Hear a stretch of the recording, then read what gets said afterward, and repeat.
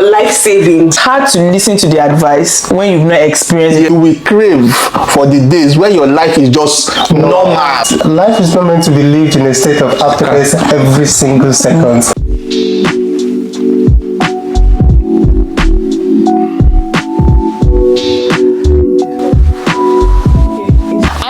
Welcome back to my channel. It's your girl That's My Away, and today I have my lovely guest here.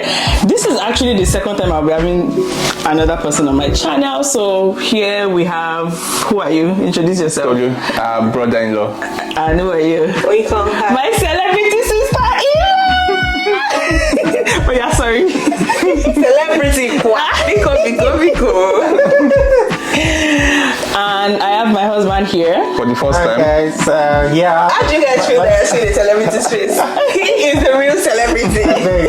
It's not easy to see him. They don't see his face. It's like an Edo prince. They It's good to appear here for the first time. As you know, I'm the absolutely love of our life. Hey, God, when? So please subscribe to the keyword absolute.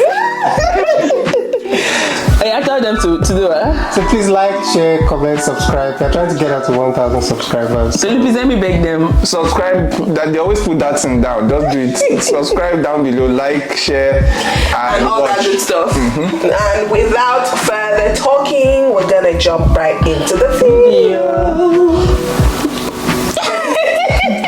So today we are going to be talking about the things that social media has kind of normalized that we don't think it's normal in any way, shape or form. And I'm going to be starting with Tolu. He has a lot of experience and data. Empirical evidence. I don't know what they are talking about here, but I think I find this topic very interesting because I've been a victim of what social media does, right? Especially when it comes to materialism. And I was saying that I know that a lot of people are going to watch this video, probably Nigeria and other countries, but I feel like it's the same dynamic that's working across everywhere, right? And it has to do with the fact that I know that the Economist magazine came out to say that this generation is I don't use the poorest, but is very broke. Yeah. Yet they have a very high consumer mindset, and that now, but guess what? Brands are still targeting, because it just looks like we don't think long term in this anymore. Folks are just very impulsive with what they buy, and that is based off what they see on social media, because now you can see that the form of branding that's been done by a lot of products is basically making people influencer marketing, and at the point it was even micro-influencing, meaning that what they were trying to do was to get people emotionally attached to material things. And basically that is, I think, most of what we'll be talking about. For example, for example, is how 21 to 25, to be honest, 21 to 29-year-olds already expect to own a Lamborghini. Like, can we be serious for once? You know why I'm saying? And then also, secondly, one of the things that pisses me off the most is that I run a business in Nigeria. Yeah. And then you go to Twitter and people are saying salary of 200k per month is nothing. And in my mind, I'm like, how many people are collecting 200k a month in Nigeria? So realistically, that's why I want to give you the data. That in Lagos, like one of my friends did it. I don't want to mention the name of the company, but it's a big company, right? Yeah. They did the statistics, right? It was one of the people that led it. The average household, and this household is classified as the middle class of Lagos. Now, when I mean household, I'm talking about 3 to 4 people. Yeah. Guess how much the average household in Lagos earns? 150. Exactly. 150k. Smart guys. 150k is, it doesn't fail exams. 150k is what we describe, divided by 3 people. So you're talking about an average of 50k per person, is what is described as the middle class of Lagos. So how you open your mouth to say 200k salary is small, or is nothing. I remember that when my first 300k salary, I was an HOD of a multinational company, right? I don't want to mention the company, but I was already an HOD, and that's when I could earn that kind of money. Do you understand what I mean? So those are the things that become normal, and I feel like I think that people get into where people now start demonizing your 9 to 5, and people just coming out of school already expect a salary of 500k. Okay, straight out of school. No experience. I'm like, I feel like we are doing ourselves a very big disservice, normalizing the fact that people don't want to grow through the process anymore. I just want to get to the end product at 25. So I think that this is mostly because of social media and the fact that before, if it was not happening in my immediate surrounding, I didn't need to know about it. I mean? But now I'm all the way here and I know what's happening in India, in Pakistan, in Nigeria. I don't need, so it's like an information overload, and I think that's what causes this normalization of things. Because if you could quote and unquote control, and that's what I'm trying to do, I'm trying to control my information consumption. But it really does mess with your mind. There was a time that I was starting to get, I won't say depressed, but very low mood, just because, and it's not because I was comparing myself to everybody, but the amount of time you spend staring at your screen has a negative impact on your mood and all those things. Yes, definitely. So it just makes you so disinterested in going out, receiving fresh air, taking a walk. All you find is that all that high that you get is from staring at your phone, and you can't get that type of highness and receiving packages. You can't get that type of highness from any other thing that does not involve staring at your phone. So this really does impact the way things happen, because now we're talking about things that social media has normalized. Let's talk about how influencers have made it seem like if your house is not aesthetically pleasing, then you are doing badly in life. Excuse me. How many houses are aesthetically pleasing? First of all, let's even, and that's why.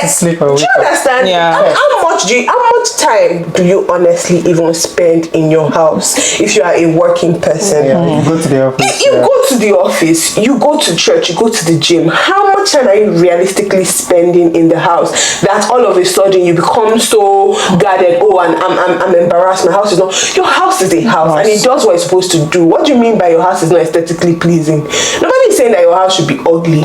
Paint your walls, have nice furniture, but it's not to the point that you now start feeling like if you're an absolute failure in life because your house does not look like the way Instagram minimalistic, and that's why I don't want to mention these people's names. No, please.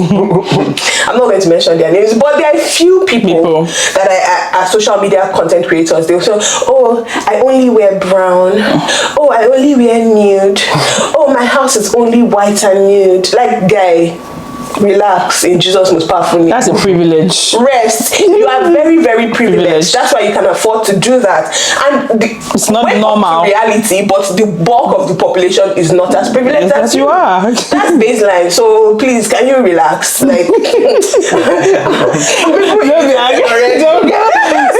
sorry, don't be irritated. We are just here to share our mind and just give our own 2 cents. Again, this is our opinion. Let us know what you think. We want this to be an interactive conversation, and we just want to put this out there because, again, it's becoming more and more normal, and I want to say something about something that social media has again normalized, and it's not normal, and is in terms of like community. Social media has so much so normalized, like not having your friends in your life, or friendship being or friendship being so performative. Like you go above and beyond to do an expensive birthday trip for this person, to throw surprises. And I think we're discussing a story about somebody that wanted to move an apartment, and she literally told her friends, like, don't come and help me to move apartment, because when you want to move your apartment, I'm not going to help you to move in. So since I cannot do it for you, don't do it for me. And I'm like, no, community is not give I say what you do for me I must do for you. No, what you do because I love you. That's the end. Whether you do it for me during my own time, that's another story. That was the timer, so we are right on time. Like I was saying, like in friendships, you don't need to do something for you before I go all the way to like help you, and it's not a give or take kind of situation. And it seems like social media has normalized isolating yourself or not having a sense of community, and like being selfish or I'm not saying you should not put yourself first, but also you shouldn't receive help from your friend only because you think they can help you. Can help you or you can help them back. And so no selflessness, basically. Yeah, you cannot be selfless in it. Of course, I'm not saying you should be selfless for every friend you meet, but that's why I say community. Community is the word.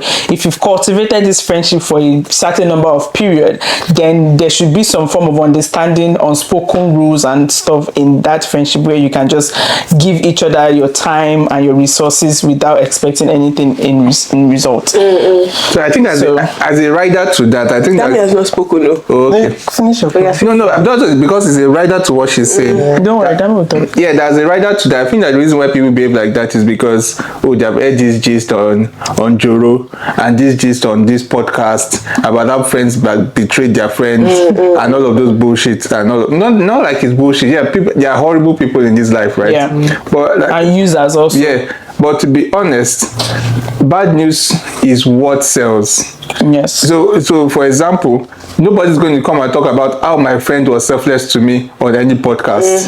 To be honest. Yeah. That's not juicy. It's not juicy. No one knows how good your friend is. Exactly. And how nice and how so selfless people want to, she is. and it appeals to the brain because the brain goes into, like I said earlier in the part 1, that the brain goes into is a self-preservative thing, and it's even very organic. For example, people have accidents and they go blind or they have memory loss. The brain is basically just trying to protect itself from. So if you keep anything bad, so if the internet keep normalizing bad news, and every time you go on TikTok, Twitter, social media, that's all you're hearing. What the brain automatically does is to go into a self-preservation mode, that even within your friendship, you start looking at your friend. Maybe my friend is going to do it to me. Even the friend has not shown any signs there's ever, but and then little things that you actually never noticed before you start, because and it's not nothing getting amplified. Yes, it's because so my question is that if we could do this for bad, how come our minds don't really pick? So Lakme made a video on the psychology, neuroscience, Lakme makes this type of videos. And it was basically like research-based evidence that your brain tends to focus on negatives more than, so that's why you might go outside, 10,000 people will tell you look so beautiful, you look drop dead gorgeous. One person will now make a comment like, why is your hair like that? And all of a sudden you fixate on that. It happens to all content creators. Like, on your comments, you are seeing all the good comments, but that one bad comment can basically affect your day. Exactly. Or you make your whole video about to address, because nobody has ever made a video to address. I like the comments. You mentioned it in another video, but you don't sit down to say today I want to make a video to address the people that are saying good things, but you make a whole video to address assumptions or negative comment that people have made about. I guess for me, so that I don't bring down the mood, but I think I will. The other side to this point is that I think social media has also normalized life in a way that you always think that you will live in a state of happiness forever. No, not forever, like every single second. True. And it's something that bothers me a lot, because if you think that way, you think life is linear. Imagine this is a graph and you just think life is going like this. No, life usually ups and down, and you need to be prepared. And the problem with that is when you have those little down moments, there might not be anything major. Maybe you didn't get your car when you thought you would get the car. Get it. Or maybe you finish school, so you wanted a job, you got a job, and everything just looks normal. Your day is normal, you wake up, you work, you sleep, you go to church. Yes. And it just looks like that in a straight line. And then you begin to get depressed because there's no excitement. Maybe you see some other people that also get the same job and they're traveling. Somebody's traveling all the time, somebody's going to a nice restaurant, they're like, why? Which should be our next point. Yeah, why don't I have that all the time? But the problem is, life is not meant to be lived in a state of happiness every single second. You must be able to deal with those ebbs and flows. To be honest, if your life is a state of happiness, that's a psychiatric disorder. It's mania, actually. Yeah, but what I've discovered is that because we are fixated on social media and we see what's going on in other people's lives, you just think the moment you have any form of routineness or boredom, but it affects your mental health. And it's also funny because people back on this social media thing, people don't realize that social media is content is literally me curating what I want you to see. Yeah. If my life is going sour, I'm not going to come on the internet and tell you that my life is going sour. Except you want to make money out of it. Except I'm trying to make money out of it. That's the truth of the matter. Because I know that if I come on the internet to tell you that my life is getting sour, that video will probably have a lot of engagement, and I'll probably get a lot of money from it. But baseline, I'm only going to show you the good things. So when people automatically assume that, oh, this person's life is perfect, it's perfect because they only show you the perfect moments. That's it. Period. Do you understand? Like, nobody's life is perfect. Nobody. So you have to be careful of that constant stimulation, because if you don't arrest it, you think your life is mundane. But no, it's not. Your life is actually normal. It's normal, and it's actually good. And it's not normal that unless you are a travel content creator or you are a food content creator, it is not normal that your life is always I. Even those people self, they only show you those eyes because it's a paid content. That's not even so. This food content that you mentioned and travel content, normal people will be saving all their money to go to expensive restaurants, to travel 5 times a year, to go to expensive restaurant every weekend, not knowing that the influencers are not spending their money for that. They are paid to come and eat in that restaurant. They are paid to come and eat in that restaurant. So them eating in those expensive restaurants is putting money in their pocket. Them taking those trips is putting money in their pocket. But you will save all your life savings. You will save everything so that you can go to different countries 6 times in a year. So I feel as a writer to what is being said and what Dami said about having a routine life and having an eye and having it's constant adventures and excitement. The honest truth is that, and this I'm speaking from personal experience, I run a business and I've also worked before, and do you understand? If your life is a constant adventure and excitement, and when we mean excitement, it's not necessarily you're happy. It's just that there's always something. You're looking for the next. There's always a stimulant. Adrenaline rush. What happens is that you burn out in a very short time because the truth is that you can't cope with that. That's why people that have mania are always burnt out. Yes, and that is why.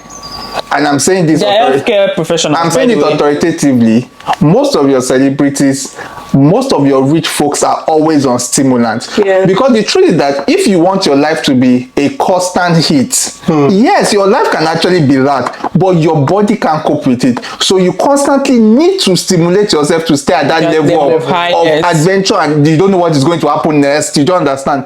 And that's why even for businessmen also, you basically are not sleeping well anymore. The truth is that everybody at that point they are running on stimulation. So that balance is not there. So that's why even all the celebrities use drugs.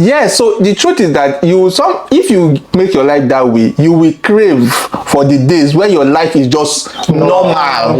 You actually, and this is not me speaking from my water, this is me talking from my personal experience, where some days you really just want to shut everything out and like, please, why can't my day just be normal? Wake up, eat, go out, come back. Must I listen to this headache? Must I get this headache? Must I see this mail? Must I listen to these people talking to me? Must I even meet with this person? Can't they just allow me for once? Do you understand? And that's why I feel like if I was on social media, I was creating content, all you're going to see me is me when I'm talking to my staff and I look like the boss. But they are never going to see the time the banks are coming for me. Do you understand what I'm saying? So the truth is that, but I'm being burnt out, but I'm never going to show you that I'm being burnt out. And when I'm actually craving for that normalcy.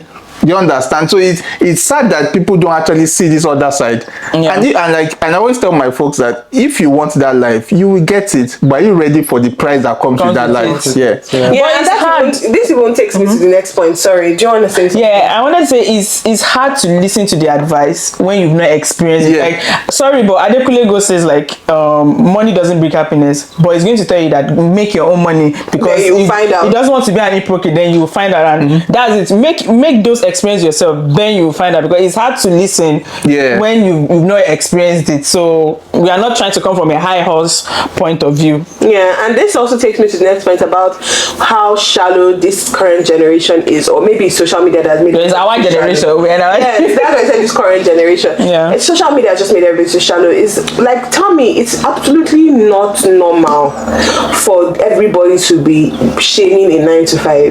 That is not normal. 9 to 5 is the norm. Entrepreneurship and influencership is the abnormal.